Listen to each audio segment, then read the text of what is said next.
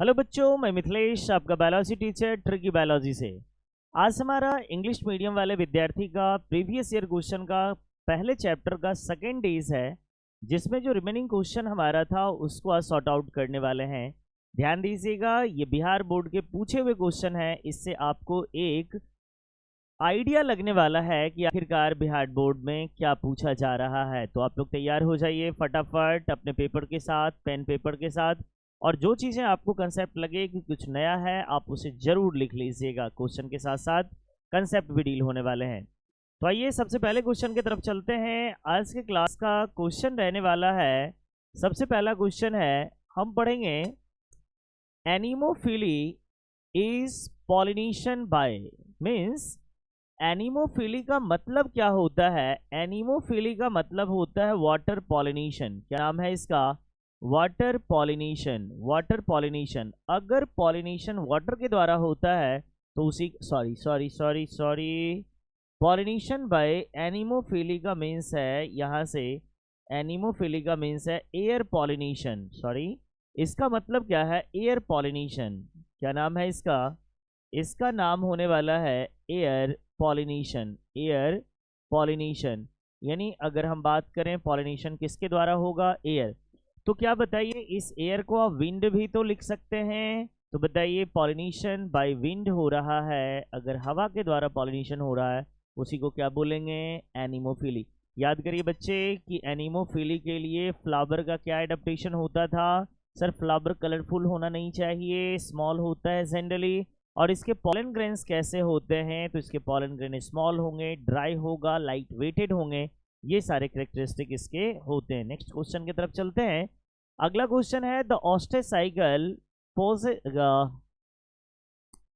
Pauses by a female animal, यहाँ पर present होगा या पॉज्ड बाय फीमेल एनिमल्स। तो बताइए एनिमल्स किसके किसके में? तो हम बताए थे जो ऑस्टेसाइकल होता है ये होता है नॉन प्राइमेट के अंदर, और नॉन प्राइमेट वाला एग्जाम्पल क्या होता है? खास करके जो मंकी, ह्यूमन, इन सभी को छोड़ करके जो होता है वो नॉन प्राइमेट्स होते हैं। तो मंकी नहीं होगा, ह्यूमन नहीं होगा, तो ये दोनों बोथ गया ही नहीं, तो क्या होगा? डायरेक्ट हम क्लास में आपको एग्जाम्पल बताए थे, बिहार बोर्ड के पूछे गए क्वेश्चन है। अगला है, emasculation is related to. What is emasculation? Chapter 2 का कंसेप्ट है। देखिए इमेस्कुलेशन में होता क्या है कि जैसे एक कोई फ्लावर है जो कि बाइसेक्सुअल फ्लावर है, एक मान लीजिए इस तरह से बाइसेक्सुअल फ्लावर है, इस तरह का बाइसेक्सुअल फ्लावर है। अब सोचिए इस तरह के फ्लावर में जनरली क्या होने की संभावना है? इस तरह के फ्लावर में ये संभावना है कि हो जाए उसके अंदर सेल्फ पॉलिनेशन। इसलिए सेल्फ पॉलिनेशन ना हो, इसलिए ये जो दोनों एंथर है, इस एंथर को मैच्योर होने से पहले ही काट देना क्या कहलाएगा? Emasculation. The cutting off the premature anther from a diploid flower. तो ये इसका मेन थीम क्या होता है? हाइब्रिडाइजेशन के सेंस के लिए मास सिलेक्शन नहीं, क्लोनियल सिलेक्शन नहीं, हाइब्रिडाइजेशन। यस, हाइब्रिडाइजेशन के लिए ये करा जाता है। आगे क्वेश्चन है, अगला क्वेश्चन है, gemmules are formed among which of the following. यानी जेम्यूल्स किस में बनता है? तो याद करिए ईस्ट किस में बनता है? ईस्ट में किस तरह का पॉलिनेशन मतलब रिप्रोडक्शन होता है? तो ये होता है बर्डिंग वाला। हाइड्रा, हाइड्रा में क्या होता है? ईस्ट और हाइड्रा, इसमें भी क्या होता है? बर्डिंग वाला। अमीबा में क्या होता है? बाइनरी फिजन होता है। और स्पॉन्जेज में क्या होता है? Gemmules formation. तो क्या आंसर गया? जेम्यूल्स पूछ रहा था तो स्पॉन्जेस। आपको डायरेक्ट आंसर नहीं लगाना है, आप क्या करना है कि जो क्वेश्चन आया है उस ऑप्शंस को सोचिए, क्या ऐसा क्वेश्चन होता कि हमारा ये आंसर जाता। तो रिवीजन, प्रत्येक क्वेश्चन में आपको 4 पॉइंट्स रिवाइजन कराएगा। तो 4 ऑप्शन है, 4 में से सही तो एक ही है। तो क्यों ना हम इन तीनों को भी रिवाइज कर लेंगे, जिससे क्या होगा? इसका भी कंसेप्ट याद होगा, इसका भी याद हो जाएगा और इसका भी याद होगा। इसलिए आप सभी को रिवाइज करें। अगले क्वेश्चन की तरफ चलते हैं। अगला क्वेश्चन है, external fertilisation is found in. क्या कह रहा है? External fertilisation. एक्सटर्नल फर्टिलाइजेशन होता क्या है? अगर फर्टिलाइजेशन के का जो प्रोसेस है वो हो रहा है आउटसाइड ऑफ द बॉडी, मतलब IVF पूरा नाम इन विट्रो फर्टिलाइजेशन। तो बताइए इन विट्रो फर्टिलाइजेशन के लिए मीडियम की जरूरत होगी, और मीडियम की जरूरत किसके लिए होता है? खास करके एक्वेटिक एनिमल्स में कुछ ही ऐसे हैं जो फ्रेश वाटर फिशेस हैं और फ्रॉग्स। तो क्या आंसर इसमें है? फ्रॉग्स है। अगला क्वेश्चन की तरफ चलते हैं। अगले क्वेश्चन में tuber formed by from of, यानी किसका एग्जाम्पल है ट्यूबर? तो ये है स्टेम का, और स्टेम में कैसा है? Underground stem. ये है अंडरग्राउंड स्टेम, और अंडरग्राउंड स्टेम में टाइप क्या आता है? एक हम आपको बताए थे ट्यूबर। तो देखिए आलू एक ट्यूबर है यानी स्टेम है। इस स्टेम में देखें यहाँ पर कुछ नोड्स राइज होते हैं, ये क्या कहलाता है? इसका नोड। और इसी नोड्स से निकलते हैं एक्सिलरी आइज। निकलता है एक्सिलरी आइज, एक्सिलरी आइज निकलता है, और यही एक्सिलरी आइज आगे क्या बना देता है?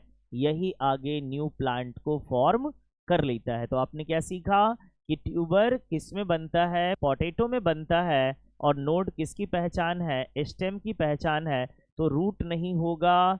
बर्ड अगर एक्सिलरी बर्ड होता तो ये होता, सही आंसर क्या है?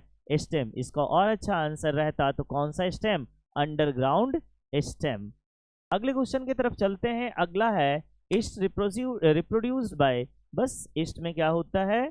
ईस्ट में आपको होता है यहाँ से बडिंग होता है। ईस्ट और हाइड्रा में क्या होगा? बडिंग प्रोसेस होगा। आगे चला जाए, आगे है गैमिट आर यूजुअली। भैया यूजुअली क्या हमेशा ही हैप्लॉइड होता है? आपको बताए थे, चाहे वो डिप्लॉइड बॉडी हो चाहे वो हैप्लॉइड बॉडी हो, गैमिट हमेशा हैप्लॉइड बनता है। अगर ये डिप्लॉइड सेल से बन रहा है तो कौन सा सेल डिवीजन होगा यहाँ पर? मियोसिस। और अगर ये हैप्लॉइड से बन रहा है तो कौन सा सेल डिवीजन होगा? माइटोसिस होगा। इस तरह से गैमिट हमेशा क्या होता है? हैप्लॉइड का मतलब n, डिप्लॉइड का मतलब 2n, पॉलीपोलाइडी कुछ नहीं, ये सब आगे की बातें आ गई। तो आगे क्या होगा आपको? हैप्लॉइड। अगला क्वेश्चन है how many meiotic cell division are required to produce 120 spermatozoa. Meiotic division का मीन्स क्या है? इसका मतलब होता है मियोसिस। इसका मतलब क्या है? मियोसिस, या इसी का नाम है रिडक्शनल डिवीजन। रिडक्शनल डिवीजन इसी को कहते हैं। तो बताइए, आपको बताए थे अगर एक मियोसाइट सेल रहा, एक मियोसाइट सेल रहा मतलब डिप्लॉइड सेल रहा, अगर ये एक डिप्लॉइड सेल है, अगर ये एक डिप्लॉइड सेल है, अगर इसमें एक मियोसिस सेल डिवीजन हो रहा है तो एक मियोसिस सेल डिवीजन से कितने सेल्स बनते हैं? 4। और यही 4 हैप्लॉइड सेल्स आगे किसको फॉर्म करता है? गैमिट को फॉर्म करता है। मतलब ईच स्पर्म मदर सेल या gamete mother cells form 4 gametes. तो बताइए एक ने कितने को बनाया? 4 ने। तो 120 को बनाने के लिए क्या होगा? 30 गुना 4 बराबर 120। तो क्या आंसर जाएगा? कितने मियोटिक डिवीजन होंगे? कितने मियोटिक डिवीजन? 30। और मियोसाइट सेल भी कितने चाहिए? 30, क्योंकि each cells form 4 gametes. Next question है life span of Drosophila. Drosophila का जीवन काल कितना होता है? तो बताए थे ड्रोसोफिला को क्या बोलते हैं? फ्रूट फ्लाई बोलते हैं। मेंडल ये जेनेटिक्स में भी आपको एक्सपेरिमेंट बताया गया था, TH मॉर्गन ने करा था। तो वो कितना होता है? 30 से 45 दिन होता है। आगे चलते हैं अगले क्वेश्चन पे। Asexual reproduction in Sen member of the kingdom. Asexual reproduction किस किंगडम में आपको मिलेगा? देखो भाई, एनिमल में एसेक्सुअल रिप्रोडक्शन रेयरली होता है, प्लांट में एसेक्सुअल होता है लेकिन वेजिटेटिव होता है, लेकिन मोनेरा में एसेक्सुअल रिप्रोडक्शन ही होता है। मोनेरा बोले तो ये बात करते हैं बैक्टीरिया की, तो इसमें हमेशा क्या होता है? एसेक्सुअल डिवीजन ही होने वाला है। अगला क्वेश्चन है clone are individuals that have external, ये क्या लिखा है? Exactly the same. मतलब क्लोन होता है जो किस मामले में सेम होगा? एक तो जेनेटिक्स के मामले में सेम होगा, और दूसरा उसके मॉर्फोलॉजी। सर लाइफ स्पैन भी सेम हो सकता है, लेकिन सबसे ज़्यादा परफेक्ट आंसर क्या है? जेनेटिक मेकअप क्या होता है, बिल्कुल समान होता है। क्योंकि एक बात बताइए, एक अमीबा अगर डिवाइड करके 2 अमीबा में बदल जाए तो जैसा इसका जेनेटिक मटेरियल होगा वैसा ही इस दोनों का भी जेनेटिक मटेरियल होगा। तो जेनेटिक मेकअप हमेशा क्या होगा, समान होगा। अगला है vegetative propagation is the term use for, vegetative reproduction या वेजिटेटिव प्रोपोगेशन किसके लिए यूज करते हैं, एसेक्सुअल रिप्रोडक्शन, वो भी प्लांट की केस के लिए। तो एक सेक्सुअल रिप्रोडक्शन इन प्लांट, इसी को क्या बोलते हैं, इसी को बोलते हैं हम लोग वेजिटेटिव प्रोपोगेशन। क्या बोलेंगे, वेजिटेटिव प्रोपोगेशन बोलेंगे। नेक्स्ट क्वेश्चन की तरफ चलते हैं। Staminate flower produce, staminate flower, what is staminate, आपको कंसेप्ट बताए थे। जो यूनिसेक्सुअल मेल फ्लावर होता है उसी को कहते हैं एस्टामिनेट, उसी को क्या कहते हैं, एस्टामिनेट फ्लावर कहेंगे। और ये एस्टामिनेट फ्लावर जो होता है, ये जो एस्टामिनेट फ्लावर जो होता है वो प्रोड्यूस करेगा केवल और केवल पॉलन ग्रेन्स। क्या क्या प्रोड्यूस करेगा, ओनली पॉलन ग्रेन्स। तो पॉलन ग्रेन्स मेल गैमीट को बताता है। इसी का दूसरा नाम क्या है, एंथेरोजोइड्स। क्या कहेंगे इसी को, एंथ्रोजोइड्स कहेंगे। क्या कहेंगे इसको, एंथेरोजोइड्स कहेंगे, एंथ्रोजोइड्स। वेजिटेटिव प्रोपोगेशन हो गया था, एंथ्रोजोइड्स बता ही दिए। अगला क्वेश्चन है deposition of callose cell around the zygote occurs in, बताइए जो अंडे के ऊपर कैल्शियम का लेयर होता है वो किसके अंदर होता है, बीबी पैरस के अंदर। और बीबी पैरस का एग्जाम्पल क्या है, बर्ड्स और रेप्टाइल्स। क्या मैमल्स हैं, क्या नहीं, यहाँ भी मैमल्स हैं, यहाँ भी मैमल्स थे, ये तो गया ही नहीं। तो क्या किया जाएगा, बर्ड्स और रेप्टाइल्स में एग का जो सेल होता है वो कैल्शियम का बना होता है। अगला क्वेश्चन है viviparity is found in, viviparity मतलब बच्चा देने वाली कैटेगरी किस में मिलेगा।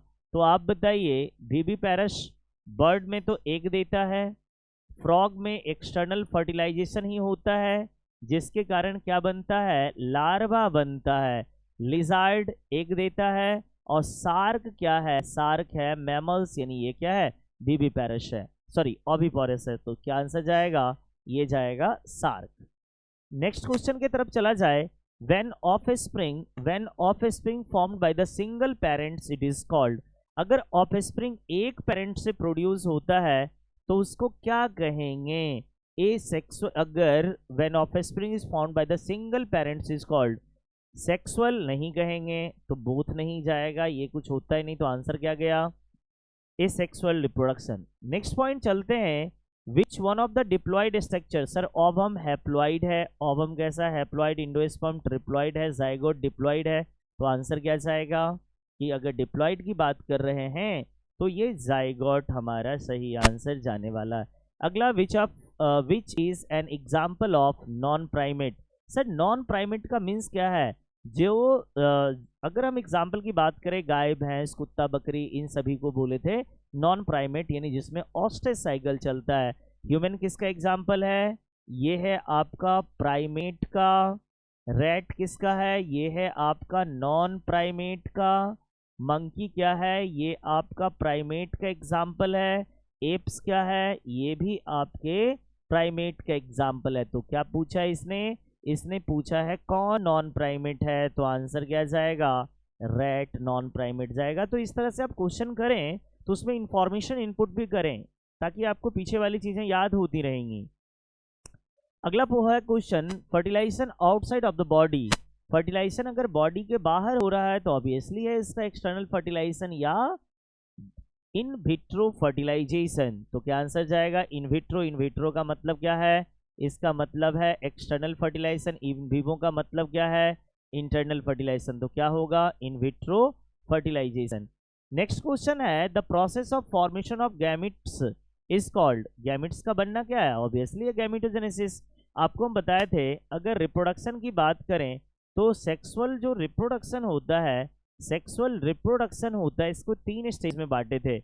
एक बताए थे प्री फर्टिलाइजेशन, एक को बताए थे प्री फर्टिलाइजेशन, दूसरे को बताए थे फर्टिलाइजेशन और तीसरे को बताए थे पोस्ट फर्टिलाइजेशन। तो यहाँ से 3 तरह का प्रोसेस था और इस प्री फर्टिलाइजेशन में 2 प्रोसेस था। एक का नाम था गैमिटोजेनेसिस और दूसरे का नाम था गैमिट ट्रांसफर, दूसरे का नाम था गैमिट ट्रांसफर। तो आप बताइए क्या पूछा है, गैमिटोजेनेसिस, गैमिट का बनना, तो आंसर गया गैमिटोजेनेसिस। अगला क्वेश्चन है which plant is known as terror of Bengal. Terror of Bengal किसको कहते हैं, वाटर हाइसिन, जिसको जलकुंभी कहते हैं। कारण कल की क्लास में भी ये क्वेश्चन रिपीट हुआ है, कारण बताए थे कि जो भी ये टेरर ऑफ बंगाल अगर हम वाटर हाइसिन को कह रहे हैं, इसका सबसे बड़ा कारण है कि बंगाल में बहुत तेजी से फैला और बंगाल में फैलने के कारण इसकी प्रोडक्टिविटी पर बहुत बुरा असर पड़ा था, खास करके फिश और मछलियों की प्रोडक्टिविटी पर।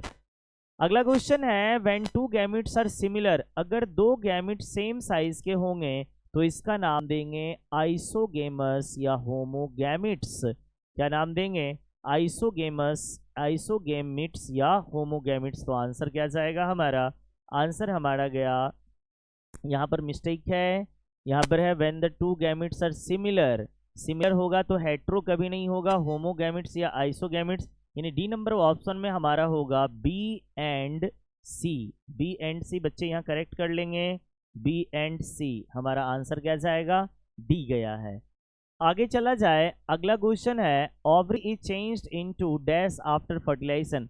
फर्टिलाइजेशन के बाद ओवरी किस में चेंज होता है, तो ओवरी बदलता है फ्रूट के अंदर। इस तरह से हमारा आज का क्लास कंप्लीट होता है।